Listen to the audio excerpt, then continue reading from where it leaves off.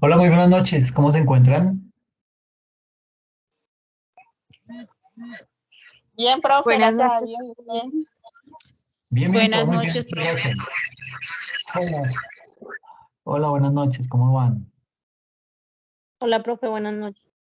¿Cómo estás? ¿Bien? Buenas noches, profe. Hola, ¿cómo Señor. vas? Bien, profe. Qué bueno, me alegra.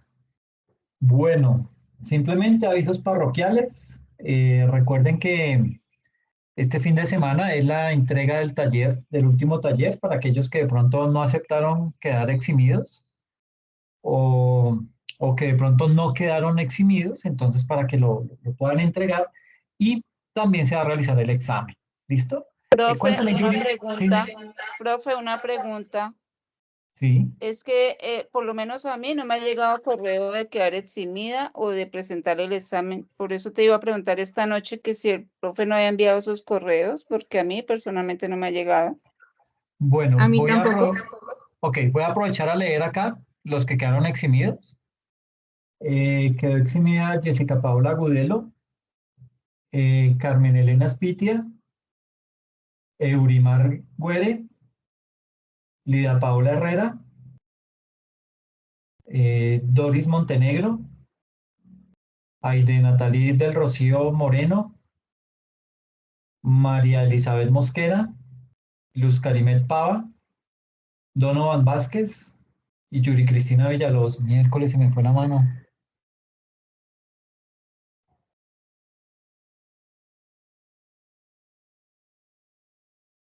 Estos son los eximidos. Entonces, recuerden que eximir es... no, no, no, a ustedes, esto no, yo no hice nada. Ustedes fueron los que hicieron los trabajos y las entregas y las sustentaciones, entonces no, tranquilos. Lo que sí les quiero decir es que el eximir significa que yo les coloco cuatro, o sea, si usted acepta, le coloco cuatro en el corte y no tiene que presentar absolutamente nada, ¿ok? Pero queda a criterio de usted. Si quieren, acá me pueden confirmar de una vez si aceptan o no para pues, de una vez ir publicando notas, ¿ok? Lida, tienes la manita levantada. Sí, profe, es que la verdad, creo que no nos enteramos porque la sesión anterior a esta tuvimos las exposiciones. Entonces la terminamos muy sobre la hora y luego pues yo por lo menos por correo no vi, entonces creo que es la primera vez que nos Sí. enteramos, por eso estamos contentos. Pero sí, profe, de mi parte sí acepto, muchas gracias. Ah, bueno, listo. Entonces, espérame, Lida Paola. Yo una vez les coloco la nota. Listo. ¿Alguien más que acepte o que no? Profe, yo, Jessica, Paola, acepto también. Jessica Paola Agudelo. Ok, Agudelo. listo. Veo que Eurimar también. Listo. Listo, bien. Entonces, si nadie más por ahora acepta, entonces, listo, ahí quedan notificados las personas que ya pues, quedaron eximidas para que me indiquen si aceptan o no. ¿Listo? Bueno, ¿qué otra cosita? Por favor, por parte de la facultad y la misma vicerrectoría académica, están solicitándonos que les pidamos el favor que nos evalúen.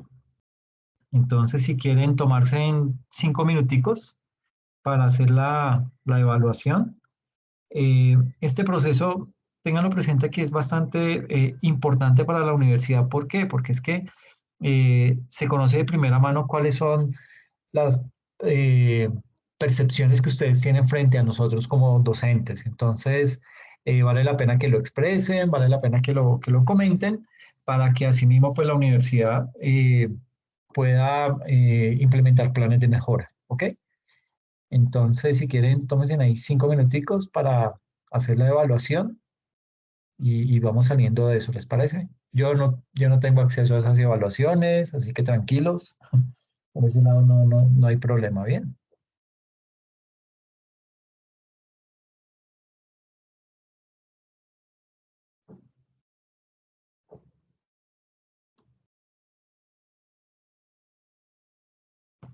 Mientras ustedes hacen eso, yo voy a mandarles el correíto de una vez de, de los que quedaron eximidos, ¿listo?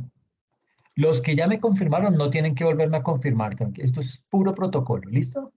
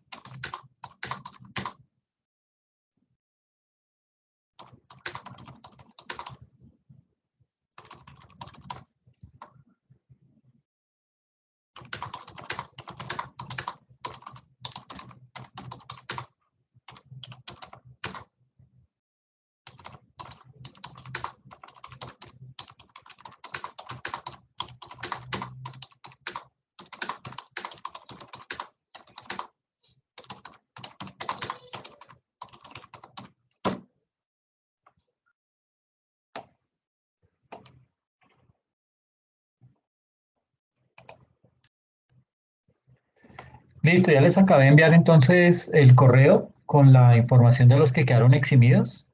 Reitero, pues las personas que ya me confirmaron no tienen que volverlo a hacer. Ellos son Jessica Paola, no tienen que confirmar. Eurimar no tiene que confirmar, ni Lida Paola. ¿Listo? Bueno, vamos entonces a dar inicio a la sesión. Voy a compartir la presentación.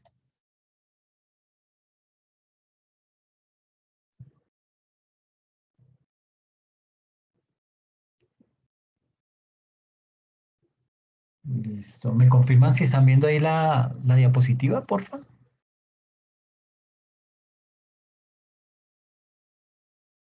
Sí, profe. Gracias. Señor. Ok, gracias.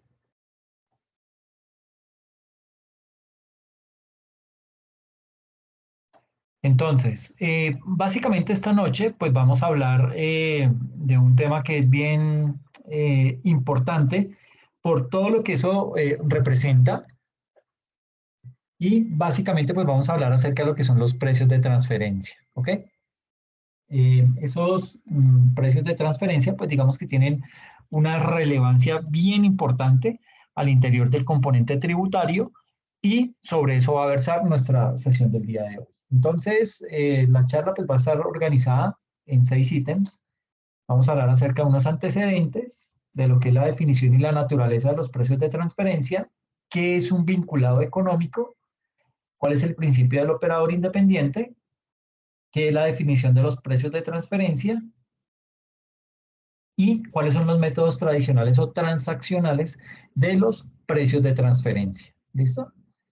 Ahora, digamos que abordar todo el tema de estrategia en relación con lo tributario y muy especialmente en lo que tiene que ver al impuesto de renta de las sociedades en Colombia, pues digamos que es algo que resulta ser bien retador, ¿sí?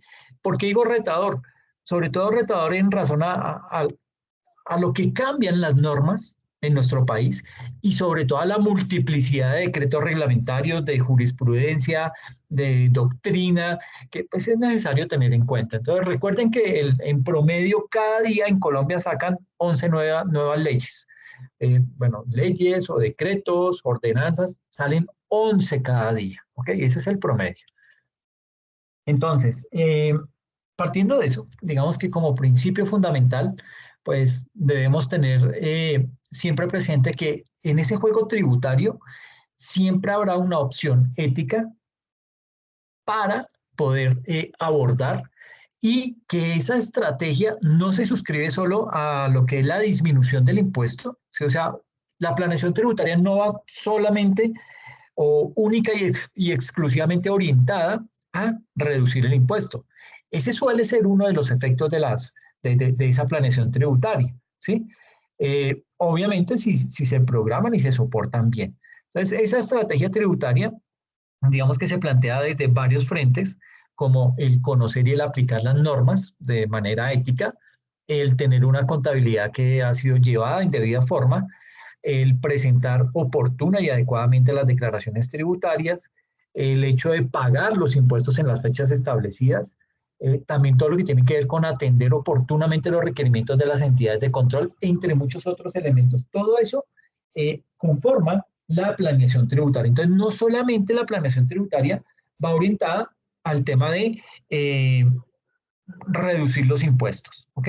Entonces, el simple hecho de conocer y aplicar las normas de manera ética ya nos va orientando hacia empezar a tener una buena planeación tributaria, tener una contabilidad llevada en debida forma, presentar oportuna y adecuadamente todas las declaraciones tributarias, pagar los impuestos en las fechas establecidas y atender oportunamente los requerimientos de las entidades de control.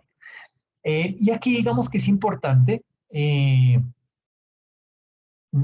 digamos que entender que ser estratega en tiempos de hoy no debe tomarse como una ventaja, es más bien una necesidad. Y en lo tributario, eso de ser estratega sí que tiene validez, ¿ok? ¿En razón a qué? Pues básicamente a que digamos que nos estamos enfrentando a una obligación que supone una participación mínima hoy del 35% de la renta líquida y cuyo acreedor, ¿quién es? Pues el Estado. Y ese Estado tiene todas las facultades para aceptar o rechazar la propuesta impositiva. Entonces, digamos que es mejor como tratar de mirar de qué manera podemos ser muy estratégicos y esa estrategia aplicarla desde lo ético en la organización. ¿Cuáles son los antecedentes de estos precios de transferencia? Digamos que las normas y las leyes son elementos de análisis que nos permiten definir una serie de situaciones y nos permiten que ciertos actos se realicen de la forma adecuada y ese principio es casi general en todo el mundo sin importar si es de izquierda, si es de derecha, si cuál es la creencia religiosa, fuera de todo ese tipo de cosas, digamos que eso pasa a un segundo plano, ¿ok? Y básicamente en el mundo del comercio y la economía, pues digamos que las leyes siempre han estado un paso atrás. O sea, por eso es que se dice, yo creo que más que un paso atrás, estamos como casi 3 pasos atrás, porque ustedes miran cómo la delincuencia y uno dice, ay, es que el colombiano es muy sagaz, el colombiano es esa malicia indígena. ¿Cuál malicia indígena? Eso, ser pícaro no requiere malicia indígena, ¿no? Yo creo que hasta un indígena se debe sentir mal, porque con eso lo estamos diciendo, ay, sí, todos los indígenas son de esa manera, tienen ese tipo de prácticas. Y no, muchas veces alabamos al que hace la trampa, alabamos al que engaña y al que cumple, entonces, ay, tan bobo, vea que ese sí paga y no sabe que eso se puede evitar de tal y de tal manera. Entonces, digamos que desde ese punto de vista, pues habrá que replantear todo ese tema de estrategia, pero inclusive partiendo desde lo cultural y la forma en que nosotros interpretamos ese hecho de poder, digamos que, aplicar beneficios tributarios. Entonces, podemos también decir ahí que las leyes llegan cuando las empresas y cuando las personas ya llevan muchísimo tiempo operando y cuando, digamos que regular una determinada actividad es mucho más complejo, puesto que pues ya existen previamente prácticas al respecto y es que en lo que a precios de transferencia se refiere, el mundo económico había emprendido una actuación desmedida en aras de ¿qué? En aras de eliminar la carga impositiva, situación que, digamos, generó la implementación de este régimen jurídico económico, porque esos son los precios de transferencia, un régimen jurídico económico, con el fin de ¿qué? De evitar la degradación de los fiscos nacionales y el enriquecimiento sin causa de los grandes conglomerados económicos que partiendo de su multitud de domicilios, sobre todo en el exterior, podrían actuar en el sector más beneficioso desde el punto de vista del impuesto. Y así, pues, ¿qué hacen ellos? Pues crean sociedades offshore y se aprovechan de los paraísos fiscales. Se aprovechan es un decir, porque la gente la tiene clara y el mismo paraíso fiscal sabe que por eso tiene esas tasas impositivas tan reducidas, porque sabe que lo que está haciendo es de cierta forma ilegal y busca beneficiarse ese país como tal. Entonces, digamos que todo ese tema de la falta de regulación, es más, esto no se da solamente desde el punto de vista de los precios de transferencia. No sé si han tenido oportunidad de ver frente a todo esto de la quiebra del Silicon Valley Bank en Estados Unidos y todo lo que esto ha traído en el sector financiero, pues ahorita se están empezando a buscar culpables y el primer culpable que cayó ahí fue Donald Trump, en donde dicen, pues digamos que digamos que a raíz de la crisis del año 2008, ¿qué pasó? Se implementaron una serie de medidas para que los bancos implementaran y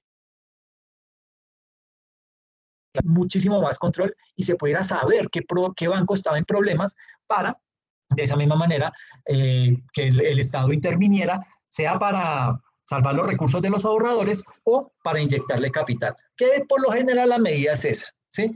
Los estados entran casi siempre a salvar a los bancos porque saben que si no los salvan, pues lo que se viene de ahí en adelante es una estampida de caídas de otros bancos. Entonces, lo cual está mal, porque eso es una sinvergüencería, ¿ok?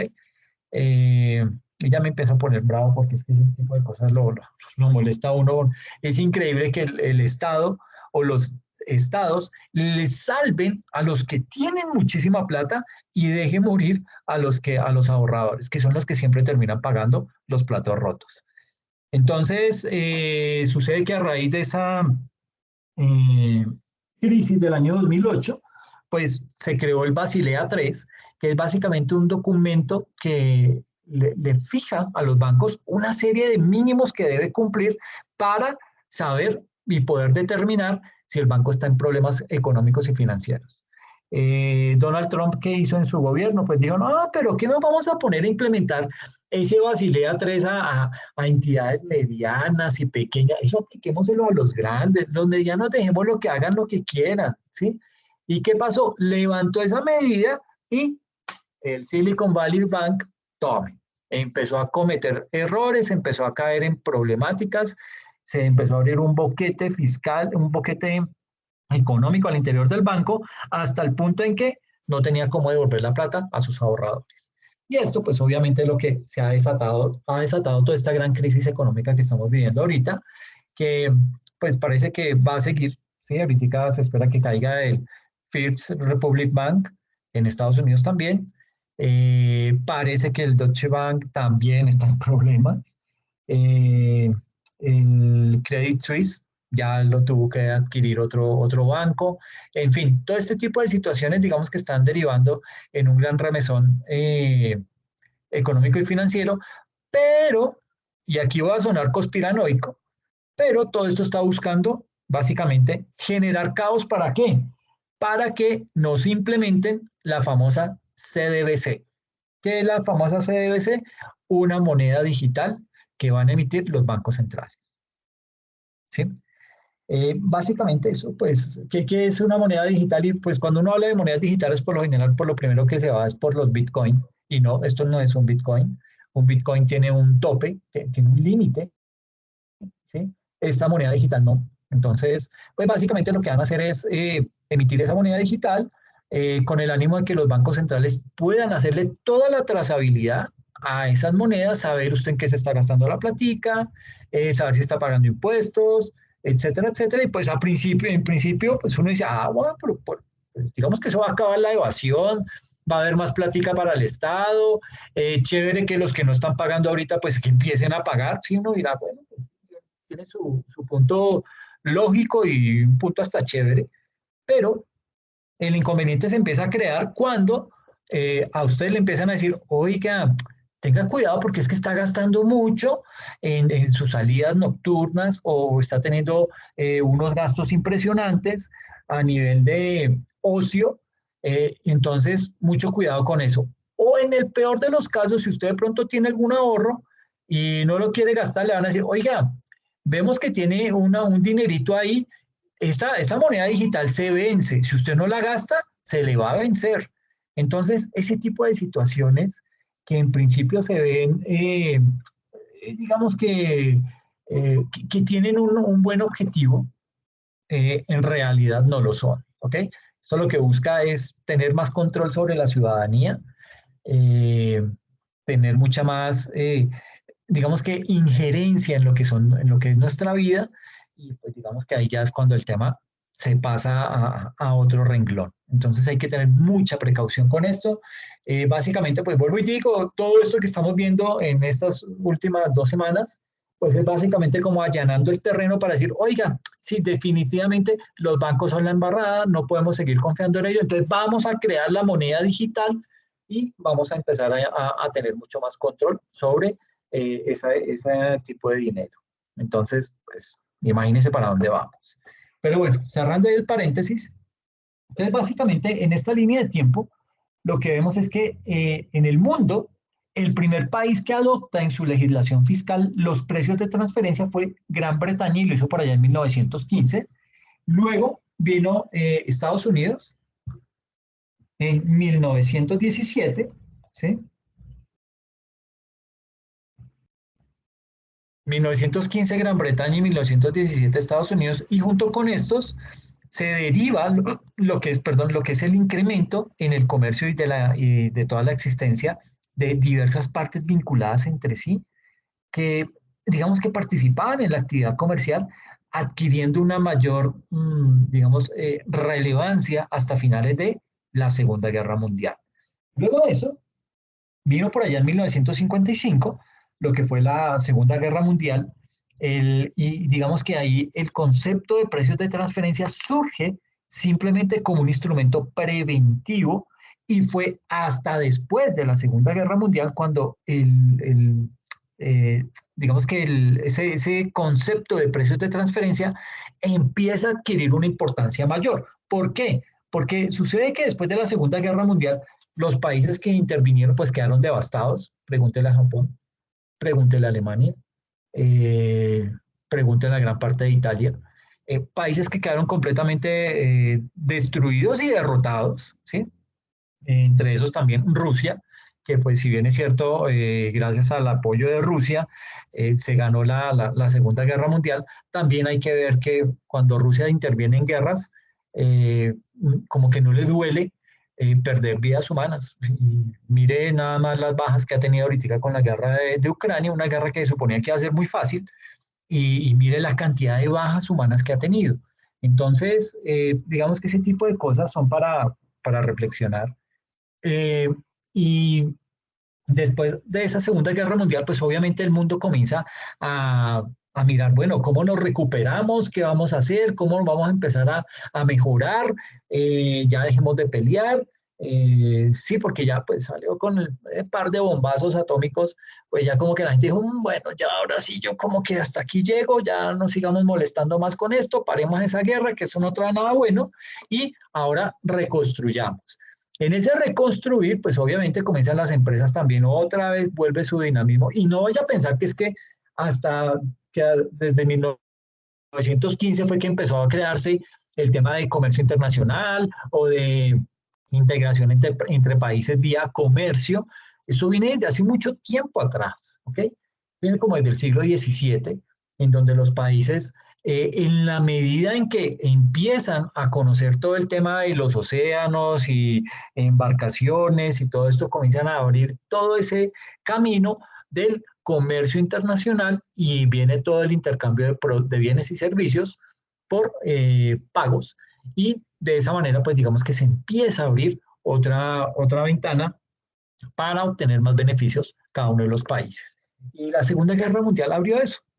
Fue ese punto de quiebre en donde comienzan los países, ok, listo, entonces estamos graves, no tenemos plata, quedamos arruinados, entonces miremos a ver cómo vamos a despegar y comienzan a salir todo ese, a brote otra vez esas ideas de empezar a comercializar, pero los gobiernos ya no son bobos y dicen, pero venga, un momentico, cálmese, muy chévere que usted quiera empezar a tener actividad económica con otros países y todo esto, pero yo necesito saber qué es lo que usted vende, cuánto es lo que usted recaude y con base en eso, usted me debe pagar, porque es que usted tiene residencia fiscal en mi país. Entonces comienzan a hacerle ese monitoreo y vigilancia y es ahí donde los precios de transferencia empiezan a adquirir una relevancia mucho mayor.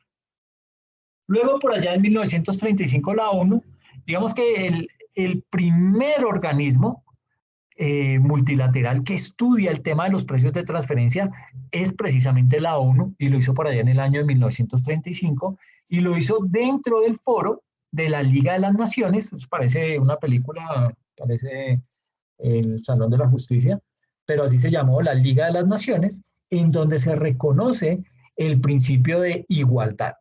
Y ese mecanismo nace como un medio para poder reconocer el valor de las mercancías en el ámbito de la libre competencia entre partes no relacionadas. ¿Ok? Luego, por allá en 1950, se empiezan a dar esos primeros pasos a nivel de todo lo que es el proceso de globalización, ¿sí? En un proceso de globalización de la economía mundial por parte del GATT. ¿Qué es el GATT? El GATT son las siglas en inglés, es GATT, que significa Acuerdo General de Aranceles y Comercio. ¿Y para qué se hace ese acuerdo? Pues básicamente es para evitar que los comerciantes de todos los países utilicen ese comercio de mercancías con utilidades fiscalmente caras o pérdidas y transferencias a territorios que les proporcionen un mayor beneficio desde el punto de vista fiscal. Entonces, mire que desde el año 50 se empieza a ver que como que, oigan, yo veo que hay mucho comercio, veo que hay mucha afluencia de buques y barcos cargueros que vienen y salen de los puertos de mi país, pero no está entrando la plata. Entonces, ¿qué están haciendo con esa plata? Entonces comienzan a mirar y empiezan a darse cuenta que es que hay otros estados que cobran muchísimo más barato, unas tasas impositivas muchísimo más baratas que el país, que los otros países. Y pues básicamente los empresarios, que desde siempre un empresario no es bobo. Un empresario sabe en qué momento le toca pagar más, y cuando él sabe, se da cuenta de eso, comienza a mirar de qué manera empieza a evitar ese tipo de situaciones. Entonces, eso empieza a pasar, eso se empieza a dar gracias al proceso de globalización. ¿Ok? Sucede que por allá en la Segunda Guerra Mundial se presentó el problema de la manipulación de los precios, con los que se transferían servicios intangibles, bienes y servicios financieros, y con esto se fue incrementando el mal manejo económico, generando ¿qué? Pues obviamente un incorrecto estado de la información financiera, que en ese sentido funcionaba como una cortina para la manipulación de las bases gravables tributarias de las empresas y lograr con ese efecto evadir impuestos, lograr también reducir costos. Y obviamente, si usted reduce impuestos y reduce costos, ¿qué pasa? ¿Qué se le aumenta? Pues las ganancias. ¿Ok? Pero como no las está declarando, entonces el gobierno ya es cuando se empieza a poner pilas. En sexto lugar, por allá en 1960, viene un embargo petrolero, ¿sí? Digamos que en esa década del 60, eh, digamos que ahí se vuelve a retomar el efecto de las finanzas por parte de los grupos multinacionales, con el problema que los árabes situaron en el mundo entero con el embargo petrolero. Esto fue difícil operar por las distintas tasas de impuestos que se obtenían en las fronteras, y a raíz de esto, digamos que las administraciones tributarias tanto del Reino Unido y de Estados Unidos hicieron métodos para evitar una posible elusión fiscal. Eso fue en la década del 60 y gran parte de los 70. Y luego, por allá en 1979, ya digamos que con la aparición de la OCDE, que es el Comité de Asuntos Fiscales, perdón, digamos que el Comité de Asuntos Fiscales de la OCDE, y la OCDE es la Organización para la Cooperación y el Desarrollo Económico. Ese Comité de Asuntos Fiscales, ¿qué hizo? Emitió un informe sobre un tema titulado Precios de Transferencia y Empresas Multinacionales. Y en ese documento, en ese informe, se afirmaba la primacía del principio del precio normal de mercado abierto sobre cualquier otro criterio utilizado. ¿Para qué? Para poder determinar el valor de los bienes y servicios entre empresas conexas. ¿Qué es una empresa conexa? Es básicamente una empresa con la que yo tengo algún tipo de relación, ¿ok? Puede ser una subsidiaria, puede ser una matriz, puede ser alguna empresa que yo estoy utilizando para realizar algún tipo de negocio. Eso se llama, digamos que cae dentro de ese término de empresas conexas. Y con todo el tema de la globalización, y teniendo esa globalización vista como un proceso tecnológico, como un proceso económico, como un proceso cultural, inclusive hasta como un proceso social, en donde todos los países que hacen empiezan a integrar y a unificar sus mercados, empiezan a integrar todo lo que son sus culturas y inclusive las economías, y esto ha traído grandes beneficios en general. Pues digamos que ha logrado no solo hacer del mercado algo mucho más dinámico, sino que además ha permitido incrementar los niveles de calidad, y en general ha hecho que los consumidores logren una diversidad inmensa de posibilidades a cualquiera de las necesidades que tengan, así como la posibilidad de conocer el mundo y sus culturas, digamos que sin necesidad de estar ahí e incluso intercambiar pensamientos desde cualquier lugar con solo oprimir un botón. Obviamente, pues esto va amarrado mucho de la tecnología, pero pues digamos que esta es como la línea de tiempo, ¿ok? digamos que aquí ya entonces nos metemos con lo que es la definición de los precios de transferencia. Digamos que hoy en día una gran parte del comercio internacional es desarrollado entre empresas vinculadas, generalmente multinacionales, que ¿qué hacen? Pues básicamente realizan sus actividades en distintos países, ¿ok? Estas empresas en una lógica comercial, digamos que pueden planificar sus operaciones a efectos de qué? De localizar su fuente de utilidades o de ganancias en jurisdicciones fiscales de menor imposición tributaria. ¿Y con esto qué buscan? Pues evitar que esas utilidades se generen en esas jurisdicciones fiscales en donde existe una mayor tasa impositiva. Entonces, por eso era que en la sesión pasada varias de nuestras compañeras hablaban del treaty shopping con el objetivo precisamente de buscar cómo ese convenio que está entre el país A y el país B, pero que yo estando en el país C no me puedo beneficiar, yo lo que hago es creo una figura, creo una empresa en alguno de esos dos países, sea el A o el B, y desde allá me empiezo a beneficiar de ese acuerdo, que es un poco lo que a donde estamos llegando ahorita con todo el tema de México y China. Entonces China por eso ahora está trayendo todas sus empresas, sus grandes empresas las está trayendo y montándolas en México para que se eviten esa imposición tan alta que tienen y básicamente esto casi que un poco con el cuchillo en las espaldas por parte de los, eh, ¿cómo se diría? De las empresas con las que tiene negocios China. ¿Por qué? Porque le dicen, mire, sabe que a mí me gusta hacer tratos con usted, pero de esta manera, pagando ese tipo de impuestos, eso lo que hace es que me encarece el producto y pues ya no es negocio para mí. Entonces, si usted se traslada a México, nos evitamos eso, usted me sigue dando los precios normales, que son bien baratos, y yo puedo seguir desarrollando mi objeto social. De lo contrario, entonces tengo que buscar otro tipo de proveedor. Entonces, cuando China se pone las pilas y comienza a mirar cómo se empieza a meter dentro de México para empezar a producir sus productos, ¿ok? Y de esta manera, pues, evitar ese tipo de sanciones y esos impuestos tan altos.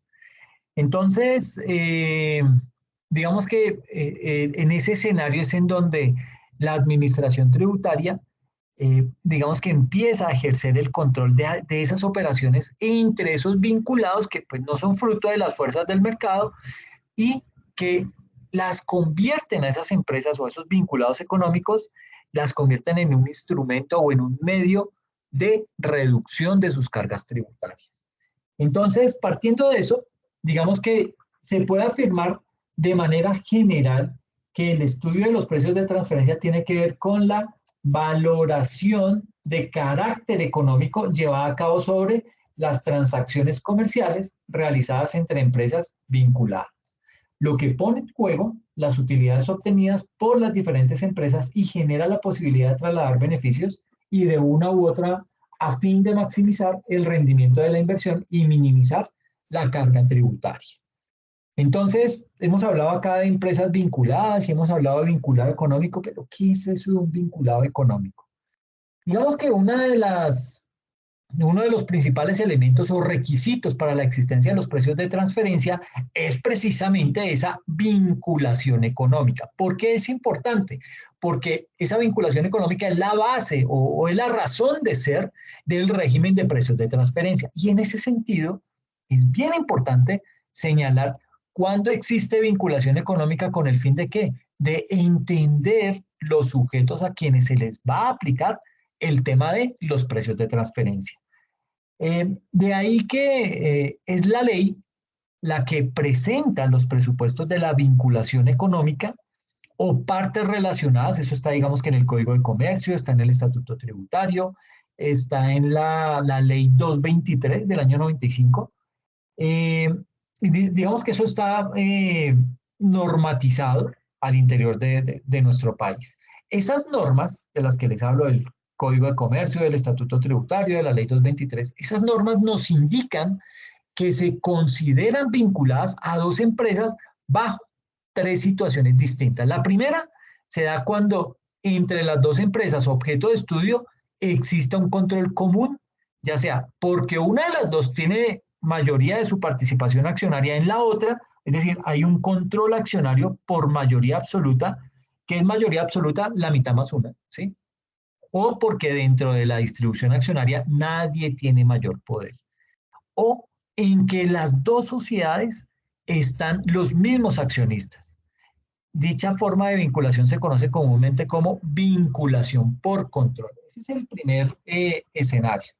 En el segundo escenario, digamos que en el segundo caso de vinculación, ahí se da cuando las dos empresas forman parte de un mismo grupo empresarial. ¿Y eso qué nos implica? Que además de ese vínculo de subordinación, exista entre las dos empresas una unidad de propósito y de dirección. Ahora, es bien importante reseñar que se considera subordinada o controlada a una empresa cuando su poder de decisión se encuentra sometido a la voluntad de otra o de otras personas que serán su matriz o su controlante, bien sea directamente, caso en el cual esa empresa se denominará la filial, o con el concurso por intermedio de las subordinadas de la matriz, en cuyo caso se denominaría una subsidiaria. Entonces, una sociedad subordinada puede ser a su vez una filial. ¿Qué es filial? Cuando la subordinación se presenta en forma directa. ¿Y qué es subsidiaria? Cuando la subordinación se presenta en forma indirecta, es decir, interviene el concurso por intermedio de subordinadas de la matriz.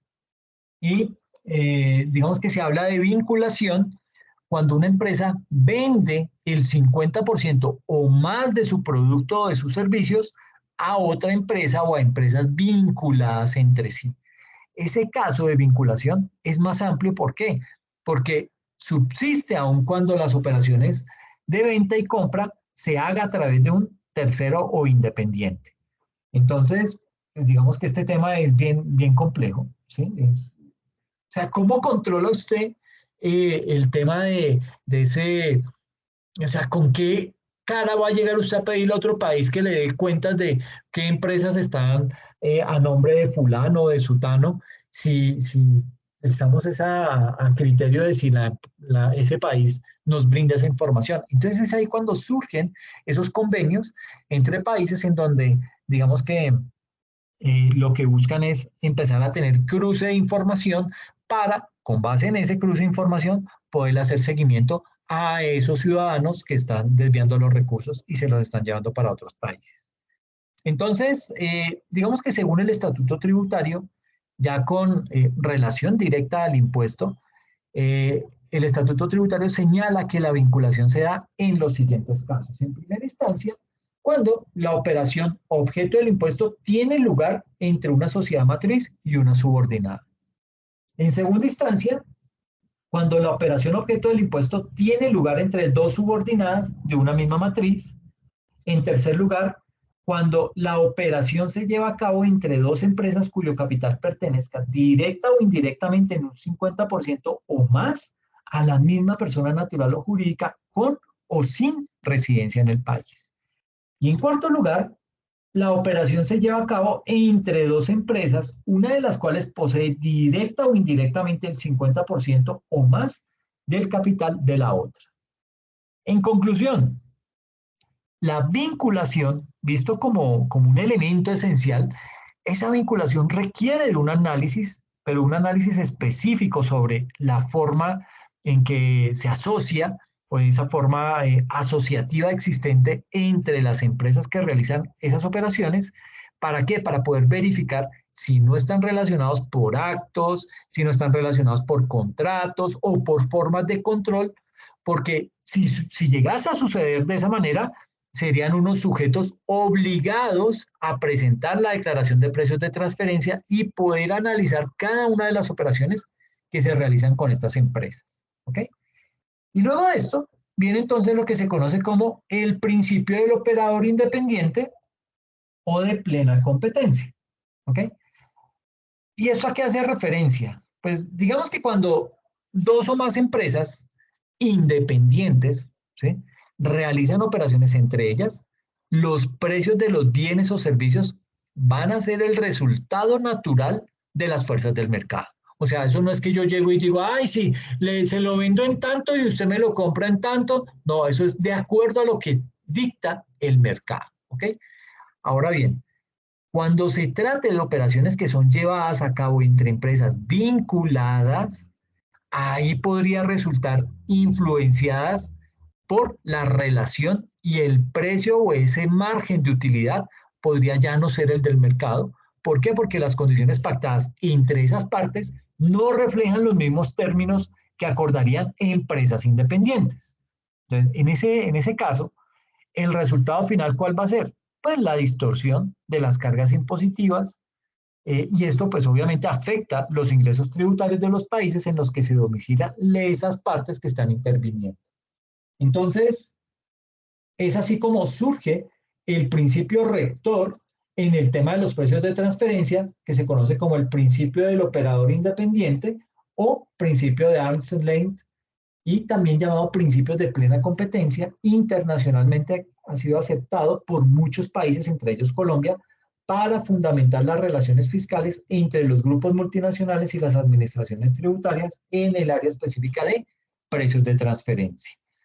Imagínense que por allá, en los años 70, la OCDE hizo propia la preocupación por la protección de los fiscos de sus países miembros. Y así que hizo, dio origen a las guías o directrices que son aplicables en materia de precios de transferencia a empresas multinacionales y a las administraciones tributarias. Y digamos que en ese tipo de documento, la OCDE propuso los principios que hoy en día regulan las transacciones entre esos vinculados económicos y que han sido acogidos por la mayoría de países en sus regímenes legales de precios de transferencia. Y a los efectos de esa materia, la OCDE dispone respecto del principio de plena competencia que cuando dos o más empresas asociadas estén en sus relaciones comerciales o financieras unidas por condiciones aceptadas o impuestas que difieran de las que serían acordadas por empresas independientes, los beneficios que habrían sido obtenidos por una de las empresas de no existir esas condiciones y que de hecho no se ha realizado a causa de las mismas. ¿Por qué? Porque está en desventaja, ¿sí? Y de esa manera, pues es bien difícil competir bajo esas condiciones. Entonces, imagínense que el artículo 260 del Estatuto Tributario, bueno, el artículo 260-2, recoge ese principio en los siguientes términos. Dice, los contribuyentes del impuesto sobre la renta y complementarios que celebren operaciones con vinculados del exterior están obligados a determinar para efectos del impuesto sobre la renta y complementarios sus ingresos ordinarios y extraordinarios, ¿sí? Sus costos y deducciones y sus activos y pasivos, considerando para esas operaciones el principio de plena competencia. Ahorita con un ejemplo lo vamos a entender mucho mejor. Pero digamos que entonces se puede llegar a entender que el principio de plena competencia es este principio en el cual una operación entre vinculados cumple con las condiciones que se hubiera utilizado en operaciones comparables con o entre partes independientes. ¿Qué es una parte independiente? Yo realizo una negociación con una empresa X, no tengo ningún vinculado económico con ella, no tengo ninguna relación, simplemente hice una cotización, me pareció un buen precio y creo una relación comercial con esa otra empresa. Entonces, pues ahí no hay nada de eso, y gracias a la globalización, digamos que se generan ese tipo de relaciones entre empresas. Entonces, digamos que en principio eso no debería ser nada extraño ni anormal. Por el contrario, es algo que se puede dar con mucha facilidad. Pero el inconveniente radica es básicamente cuando yo empiezo a asociarme con empresas vinculadas de una o de otra manera para obtener unos mejores beneficios con la comercialización de los productos o lo que estemos haciendo. ¿Listo? Entonces, partiendo de eso, la definición y la naturaleza de los precios de transferencia nos indica que esos precios de transferencia pueden ser definidos como aquellos precios a los cuales una empresa le transfiere bienes o servicios a vinculados del exterior, vinculados ubicados en zonas francas o a personas, sociedades, entidades o empresas ubicadas, residentes o domiciliadas en paraísos fiscales. Es decir, el desarrollo del principio de plena competencia para efectos fiscales supone la obligación de tratar a los vinculados como entes separados y totalmente independientes en sus relaciones comerciales y realizar sus operaciones bajo las mismas condiciones de mercado abierto que se esperarían encontrar empresas independientes en operaciones similares y bajo circunstancias parecidas, de modo que en ese tipo de transacción o en esa operación que se está desarrollando, pues se pague el impuesto correspondiente en el lugar en donde efectivamente se está generando. ¿Ok? Pues digamos que eso es lo que busca esos precios de transferencia. Ahora, ¿quiénes son los obligados al régimen de precios de transferencia?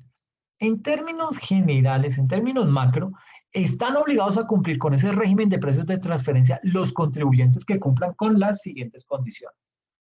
En principio, ser contribuyente del impuesto de renta y complementarios. En segunda instancia, tener vinculados en el exterior y o vinculados ubicados en zonas francas. Y tercero, realizar operaciones durante el año gravable con vinculados del exterior, con personas, sociedades, entidades o empresas ubicadas, residentes o domiciliadas en paraísos fiscales y vinculados ubicados en zonas francas. ¿Ok? ¿Cuáles son esos métodos tradicionales o transaccionales de los precios de transferencia? Digamos que mediante la utilización de los llamados métodos tradicionales, con esto se pretende la comparación de los precios propiamente dichos de las operaciones realizadas con vinculados frente a los de partes no vinculadas o independientes. Y ellos son, básicamente, el método de precio comparable no controlado, el método de precio de reventa, el método del costo adicionado, el método márgenes tradicionales de utilidad, perdón, método de márgenes transaccionales de utilidad de operación y el método de partición de utilidades. ¿Ok? Digamos que esos son como herramientas que le permite al Estado colombiano poder hacerle seguimiento a todo el tema de precios de transferencia. Entonces, digamos que en este orden de ideas, esos métodos tradicionales se consideran como los más directos. ¿Para qué? Para poder determinar si esas relaciones comerciales y financieras entre empresas vinculadas se están llevando a cabo bajo el principio del operador independiente o de plena competencia. Ahora bien, sucede que la complejidad de los negocios puede llevar a que se presenten dificultades prácticas cuando se pretenda su aplicación y a la cabeza de esas dificultades se encuentra lo que es la insuficiencia o la poca confiabilidad en la calidad de la información. Y es precisamente por esto que se ha dado paso a otro tipo de métodos, que son los llamados no tradicionales, de los cuales hablaremos más adelante. Digamos que viene después de esto lo que es el método del precio. Digamos que vamos a hablar específicamente de este método de precio comparable no controlado. Ese método, digamos que consiste básicamente en comparar el precio de bienes o de servicios transferidos en una operación entre vinculados frente al precio cobrado por bienes o servicios en una operación comparable entre partes independientes. Es decir, imagínense que tenemos una empresa, estamos acá en Colombia y tenemos un vinculado económico en Haití. Y en Haití, pues digamos que el tema, allá tenemos un vinculado económico con el cual estamos haciendo negocios. Es decir, yo tengo documentación que soporta que en efecto estoy haciendo algún tipo de negocio con esa empresa. ¿Qué pasa? Que tan pronto eso llega, la DIAN se empieza a dar cuenta de ese tema y comienza a hacerle seguimiento a ese tipo de transacciones y comienza a decir, bueno, usted, señor empresa de Colombia, le compró a la empresa de Haití con la que tiene un vínculo económico y ese tipo de productos, usted, señor Colombia, los adquirió de la empresa de Haití a mitad de precio. Entonces, bueno, dirá la DIAN, pero está muy raro porque es que en el mercado normal esa mercancía se vende, qué sé yo, en $10.000, usted la compró en $5.000 con un vinculado económico, ¿sí? ¿Qué pasa? Que ahí usted está obteniendo una ventaja competitiva frente al resto del mercado. ¿Por qué? Porque usted está consiguiendo los productos muchísimo más baratos por mitad de precio. Eso le permite tener un margen de utilidad un poco más amplio sin tener que llegar al precio de la competencia. Siempre va a estar por debajo del precio de la competencia. Entonces, básicamente lo que hace ahí la DIAN a través de este método de precio comparable no controlado es decir, bueno, ¿qué pasa si yo tomo una empresa diferente a la que está aquí en Colombia, tomo otra empresa en Colombia y hago una cotización con otra empresa que está en Haití y miro el mismo producto, las mismas cantidades, fechas de entrega, calidad, es decir, que cumplan con las mismas características? ¿Cuánto me cobran? ¿Ok? Y con base en eso, yo como DIAN puedo determinar si ahí hay una operación entre vinculados económicos que están afectando el precio de esos bienes o de servicios que se están transfiriendo a través de ese mercado que no es el más transparente. ¿Okay? Entonces, básicamente así es como se maneja este método de precio comparable no controlado. Digamos que una operación no vinculada, es decir, una empresa X en Colombia con una empresa Y en Haití, diferente de las que son vinculadas. Entonces, esa operación no vinculada es comparable a una operación vinculada. Es decir, se trata de una operación no vinculada comparable. Y a los efectos del método del precio libre comparable, si se cumple una de las dos siguientes condiciones, se puede implementar, que son, la primera es que ninguna de las diferencias, si las hubiese, entre las dos operaciones que se comparan o entre las dos empresas que llevan a cabo esas operaciones, influye significativamente en el valor normal del mercado. Y en segunda instancia, pueden realizarse ajustes lo suficientemente precisos como para eliminar los efectos importantes que provoquen esas diferencias. Entonces, digamos que este método de precio comparable no controlado, cuando sea posible encontrar operaciones no vinculadas comparables, ese método del precio de libre, eh, ese método de precio comparable no controlado, digamos que es el camino más directo y fiable para aplicar el principio de plena competencia. De ahí que en esos casos, este método es preferible a los demás. Este método de precio comparable no controlado. ¿Ok? Lo recomienda la OCDE. Es una metodología aplicable en materia de precios de transferencia, sobre todo a quién? A empresas multinacionales y a las administraciones tributarias. Ahora, digamos que a manera de ejemplo, si la empresa bajo el análisis vende televisores a una empresa vinculada o relacionada y además vende los mismos televisores a una empresa no vinculada o relacionada más o menos al mismo tiempo y bajo circunstancias y condiciones similares, se podrían comparar los precios a los que dicha empresa vende el bien tanto a su parte vinculada o relacionada como a la empresa no relacionada. Y ahí se podrían empezar a detectar cositas, ¿sí? Entonces, de acuerdo con este principio, con el principio del operador independiente, esos precios deberían ser muy similares si las condiciones contractuales pactadas tanto con las partes vinculadas como con las no vinculadas no fueran diferentes a tal punto que pudiesen llegar a afectar la determinación del precio. Y otro ejemplo podría darse a través de la comparación del precio, de ese precio pactado en la transacción de un bien o de un servicio entre dos o más empresas vinculadas con un precio público competitivo. Es decir, si ese bien o ese servicio que se está comercializando entre las empresas vinculadas, donde ellas determinan el precio en torno a qué, a una negociación privada, es a la vez cotizado en un mercado público donde los precios se forman, ¿por qué? Por la intervención de varios agentes, ¿sí? Y ahí digamos que se podrá llevar a cabo esa comparación entre el precio convenido entre las partes vinculadas con el precio de cotización del bien y que eso se haga en fechas similares en ese mercado. Si esos precios que fueron pactados entre las partes vinculadas son similares a los cotizados en un mercado público, entonces se considera que esos precios se encuentran a valores de mercado, es decir, que es una transacción normal, ¿ok? Pero si existe diferencia, eso podría indicar que las condiciones de las relaciones comerciales y financieras de esas empresas vinculadas no están sobre la base del principio del operador independiente. ¿Ok? Eso hay que tenerlo claro porque digamos que esas son las pruebas que efectúa la DIAN cuando encuentra negociaciones entre vinculados económicos. O no necesariamente entre vinculados porque la DIAN en principio no sabe si eso es un vinculado o no. ¿Cómo lo detecta la DIAN? Porque se tienen muchas facturas, muchas compras, muchas ventas de servicios o de productos entre esas dos empresas y ahí dice ya, cuando se ve que, cuando eso es muy visible, lo que dice la DIAN es, uy, aquí hay un principio de vinculado económico porque no es normal que se hagan tantas transacciones con la misma empresa.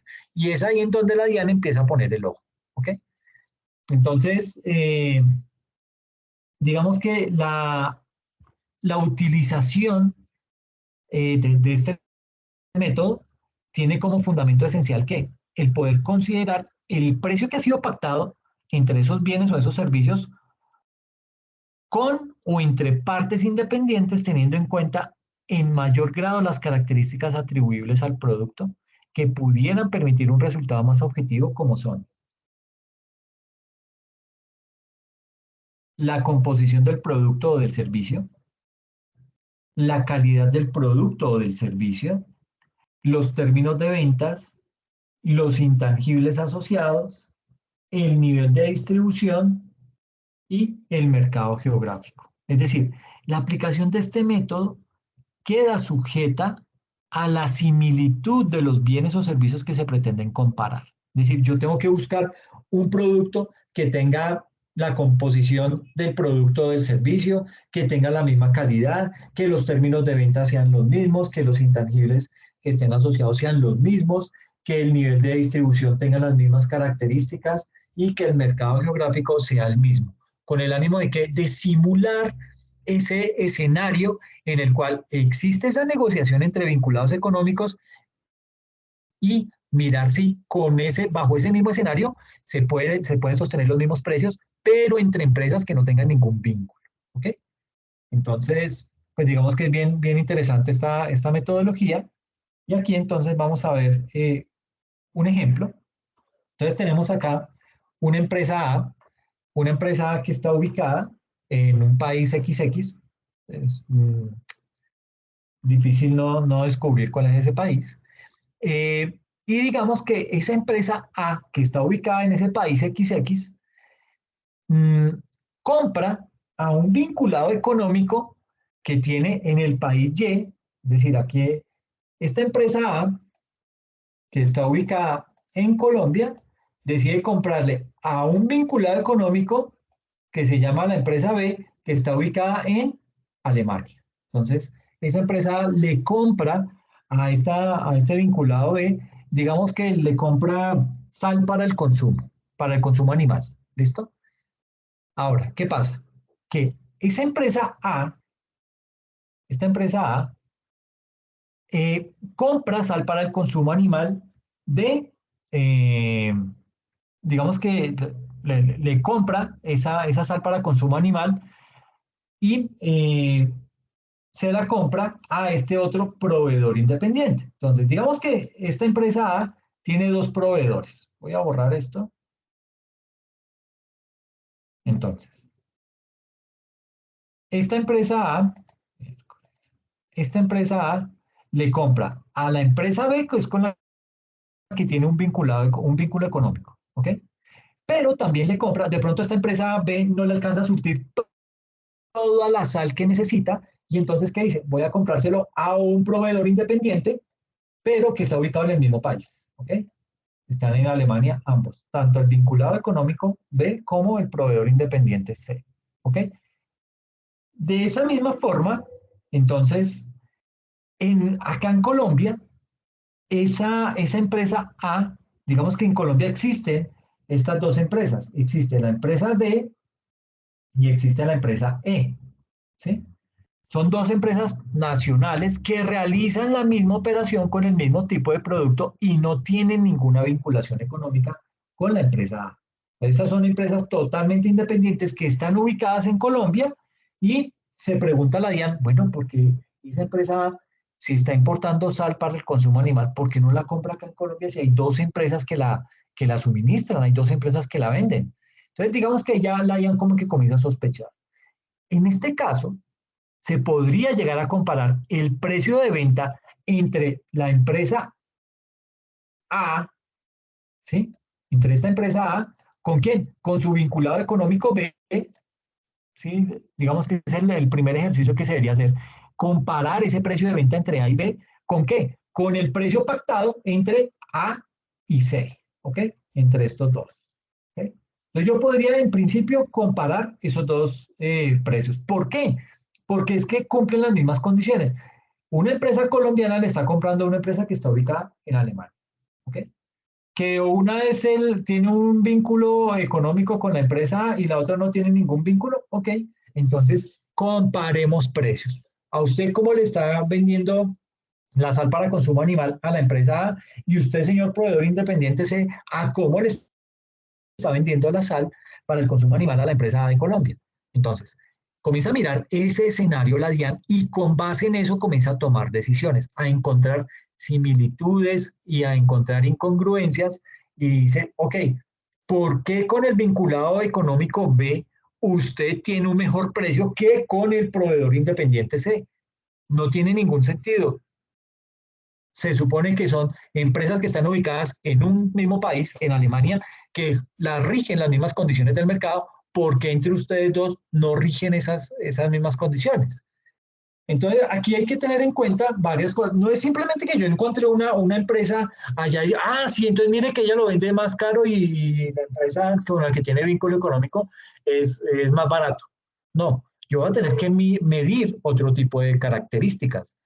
Que la sal sea de la misma o de una calidad muy parecida, que sea la sal del mismo tipo y la misma cantidad que le estoy comprando al vinculado económico B. Entonces, con eso, pues podría determinar si el precio es el mismo o hay algún tipo de variación. Tendría que mirar que las transacciones ocurran durante el mismo lapso de tiempo, en la misma etapa de producción y de distribución y bajo las mismas, o bueno, encontrar las mismas condiciones, pues va a ser muy difícil, pero que por lo menos sean lo más parecidas posibles a las condiciones iniciales. Entonces, si encuentro ese proveedor con esas características, puedo hacer yo, señor Dian, ese tipo de comparación entre la negociación que hizo la empresa A con su vinculado económico B y la negociación que hizo la empresa A con su proveedor independiente C, que se encuentran en el mismo país, en Alemania. Entonces, esos términos, digamos que lo que se busca es que los términos de venta sean iguales o similares. Y aunque no se cumplieran la totalidad de esas condiciones, digamos que, bueno, esas condiciones no, sino esas transacciones, se podrían llegar a comparar si fuera posible realizar unos ajustes razonables mediante los cuales se eliminaran las diferencias existentes entre esas operaciones. Y de la misma manera, podría llegar a compararse los precios entre A y B con los pactados entre D y E. Es decir, entraríamos a analizar, digamos que la DIAN entra y analiza el escenario de la empresa A con sus diferentes proveedores. Entonces lo analiza con el vinculado económico B, lo analiza con el proveedor independiente C, pero si encuentra que en Colombia hay un proveedor, le dice, ok, miremoslo contra ellos. ¿Por qué no lo está comprando acá en Colombia?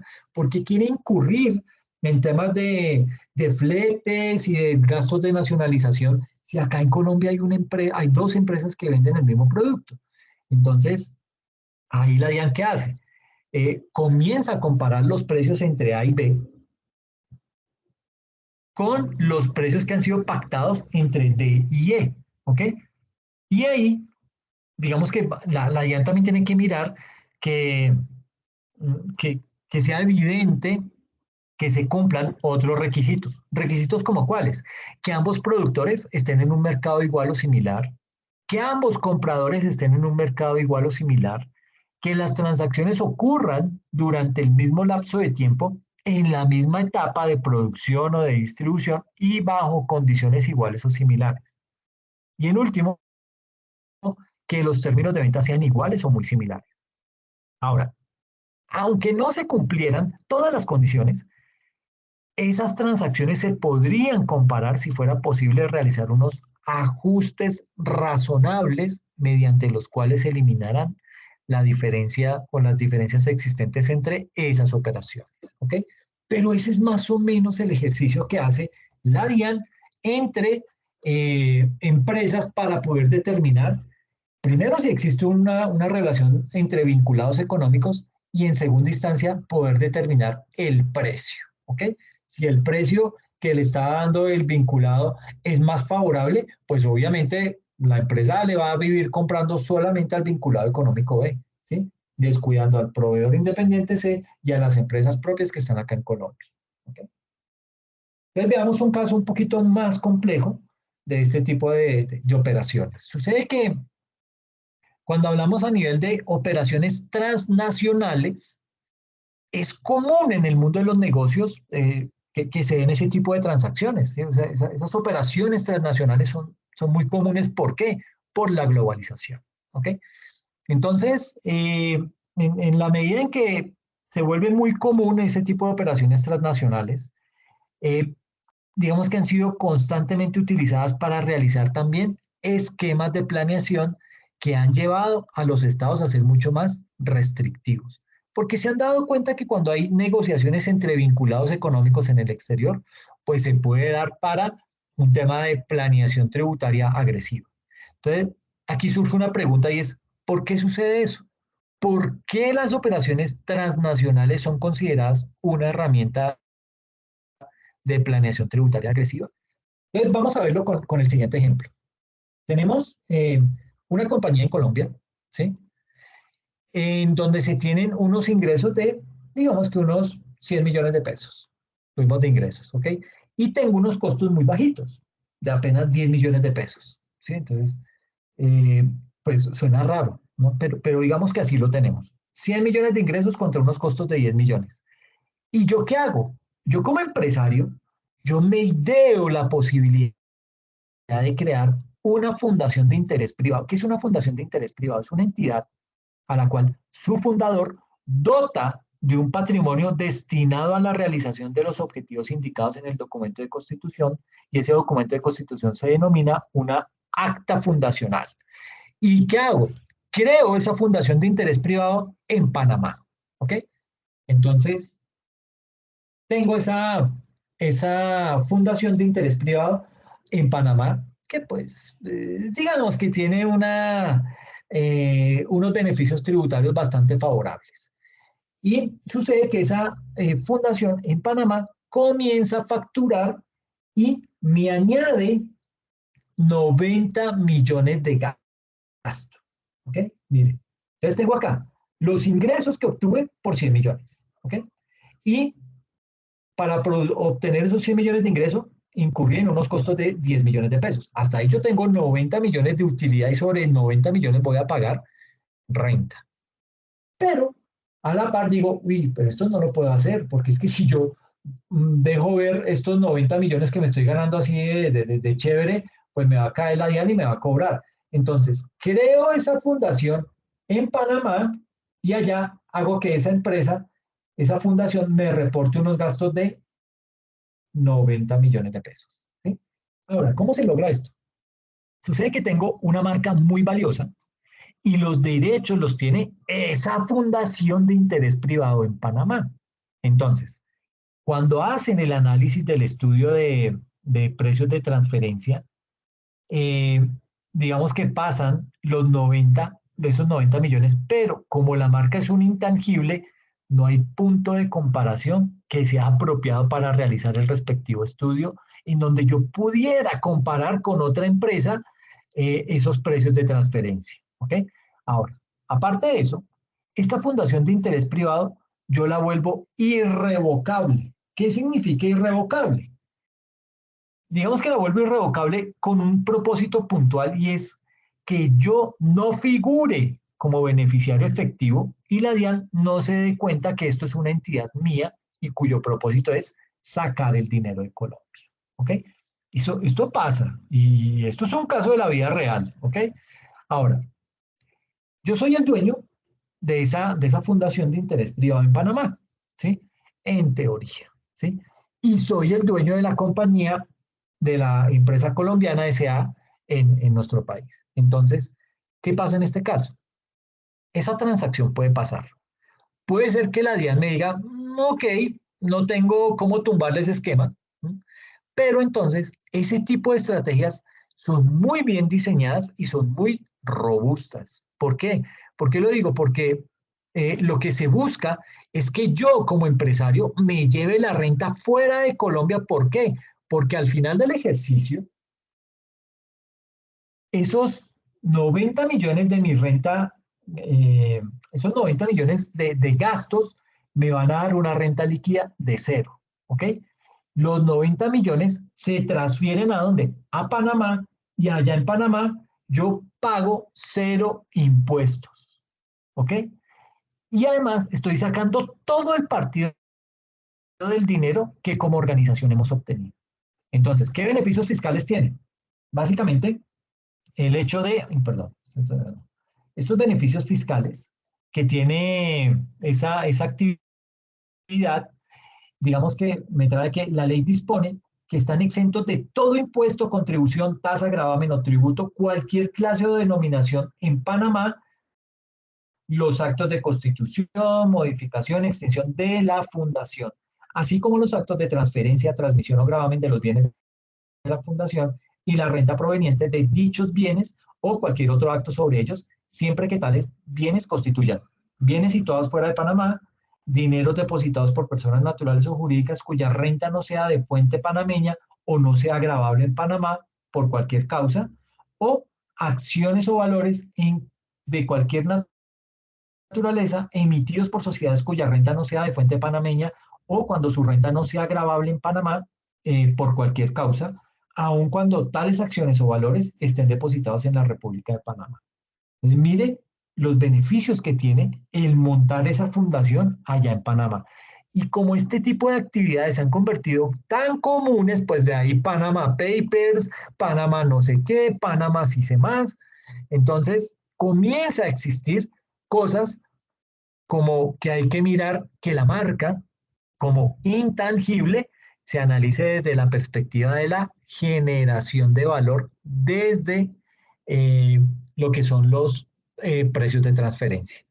Y hay que revisar también cómo la Fundación de Interés Privado en Panamá se hace transparente para el régimen de entidades controladas en el exterior.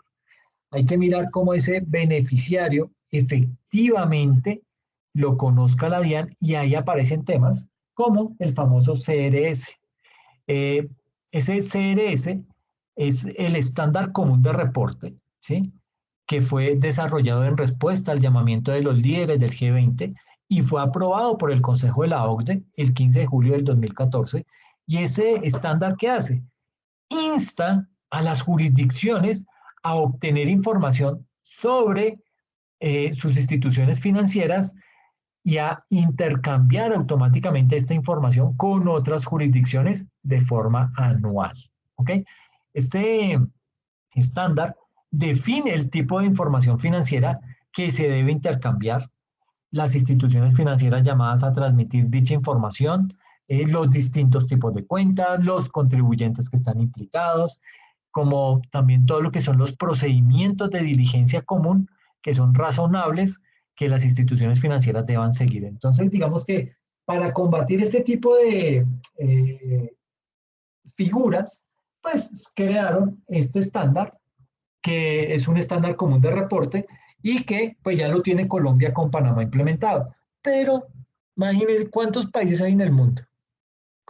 Y no con todos los países Colombia tiene desarrollado este tipo de convenios, este tipo de estándar. Entonces, el propósito de este estándar es que Panamá nos reporta, pero nosotros también le reportamos a Panamá. ¿Ok?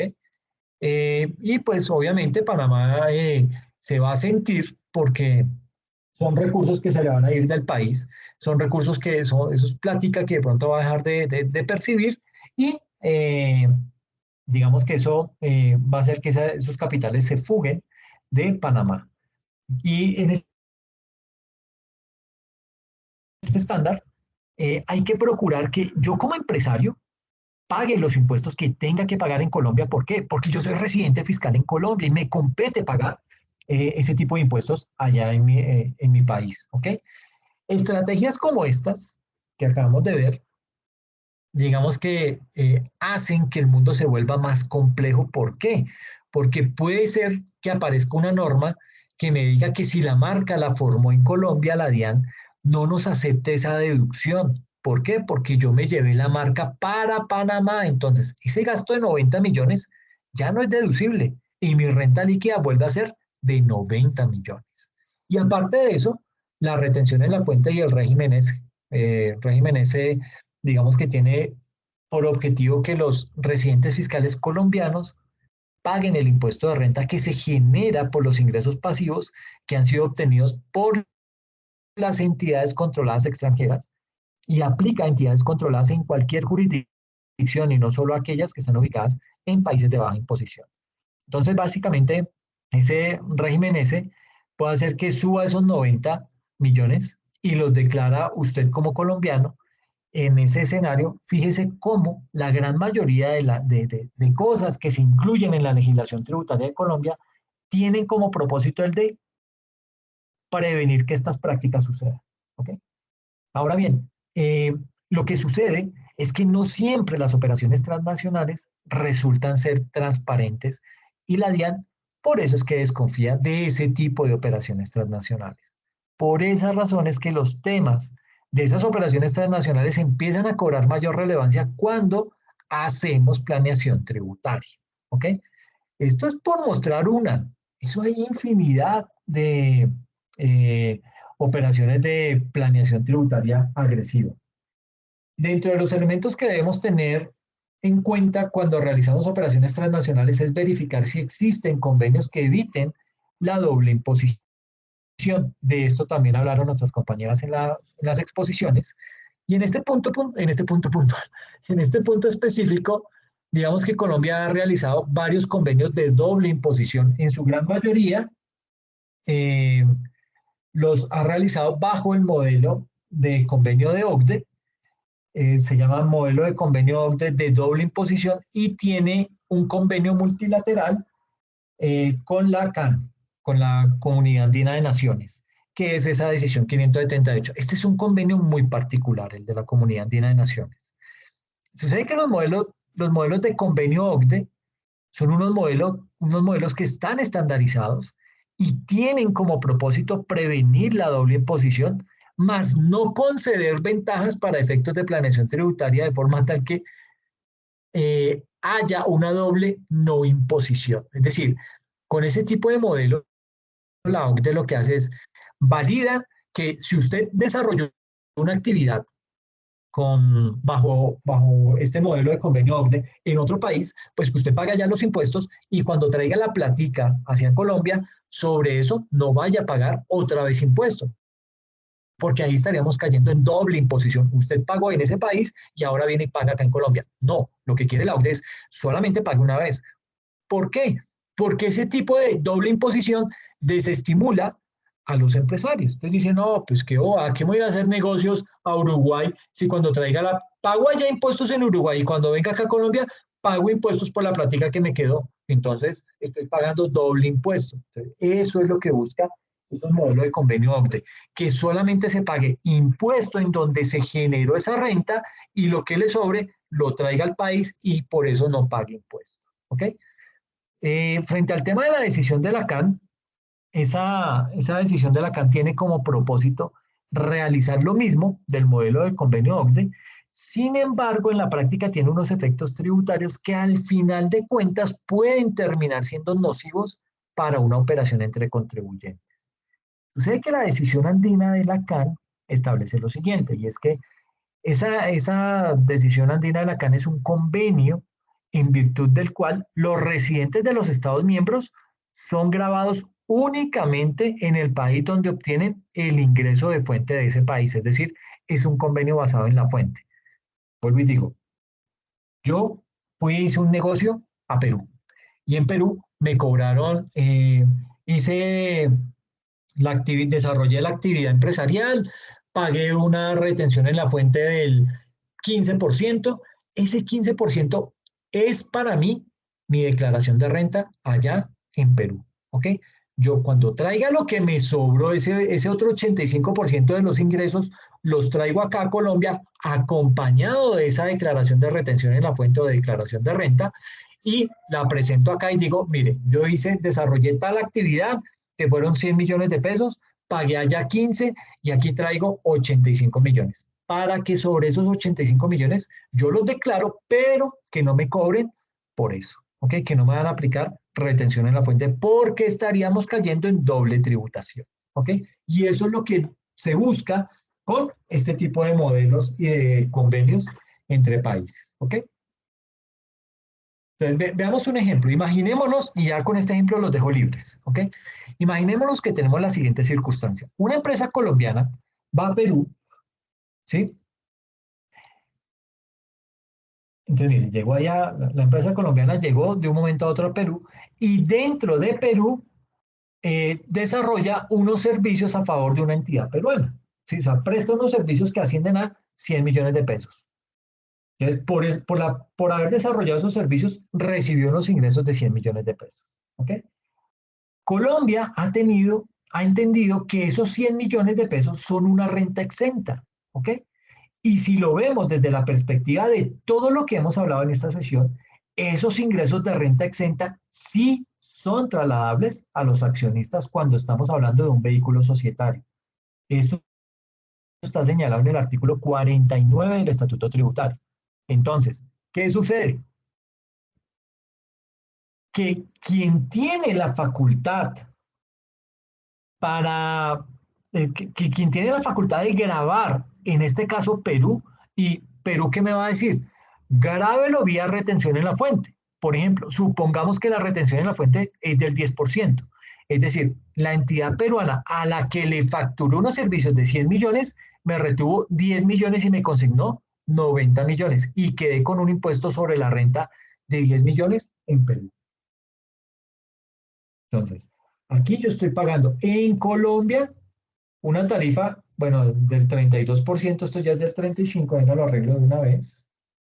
Permítame. Esto es del 35%.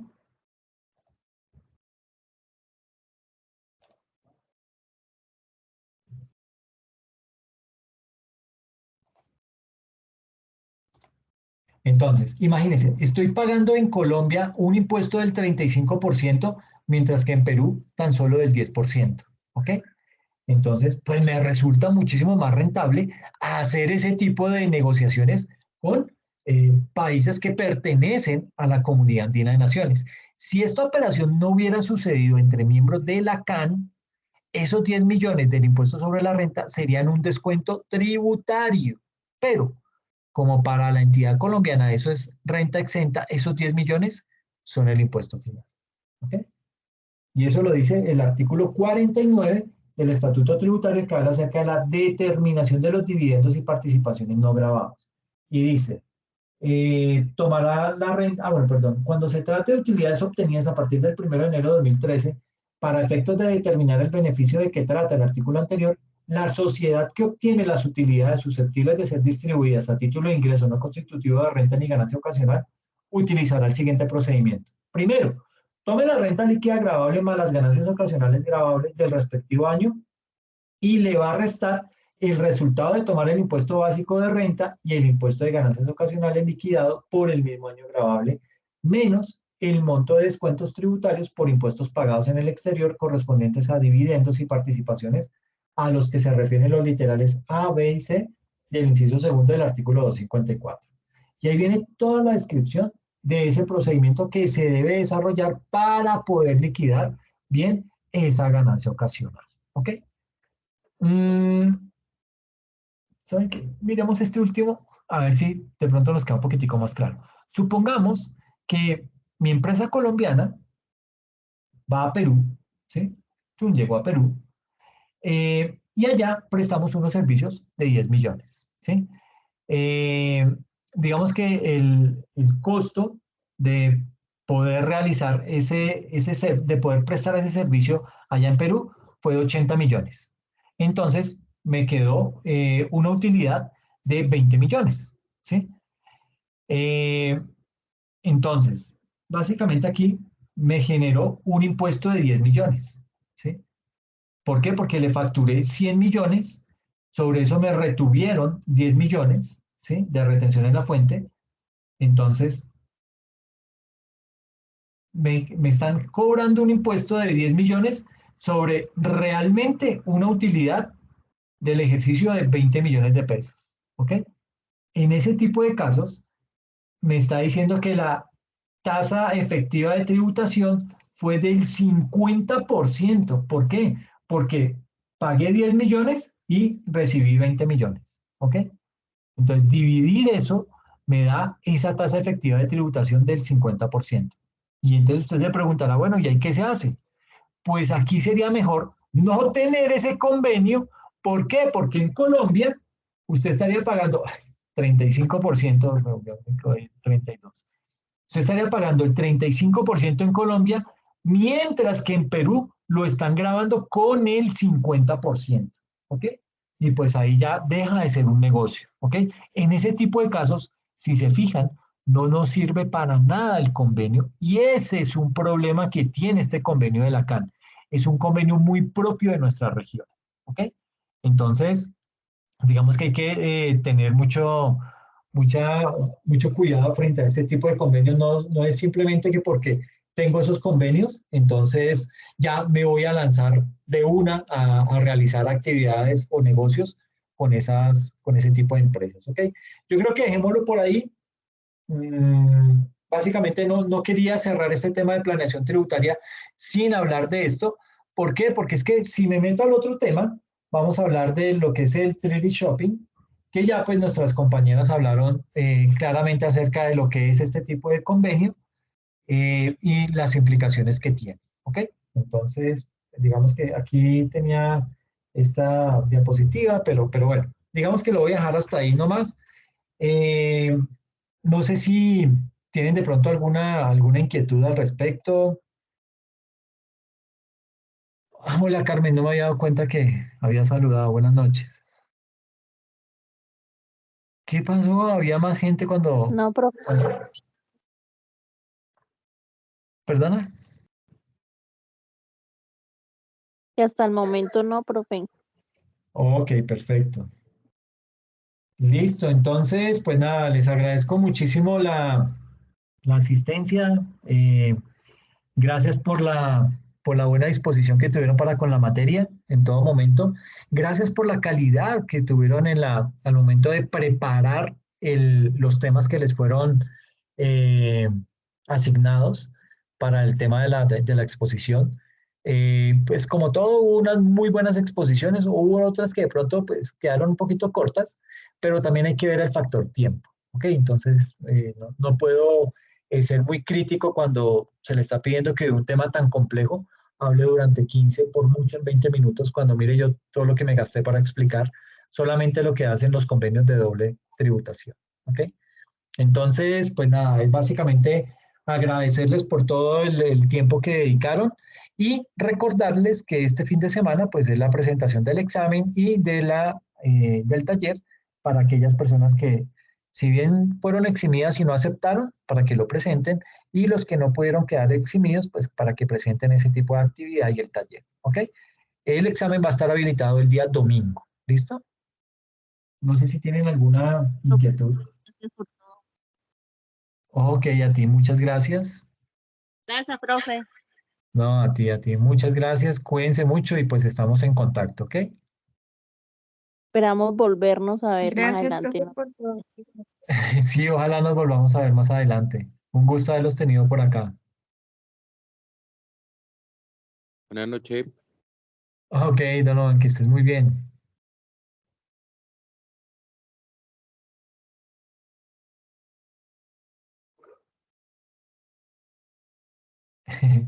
Ok, muchas gracias a ustedes. Cuídense.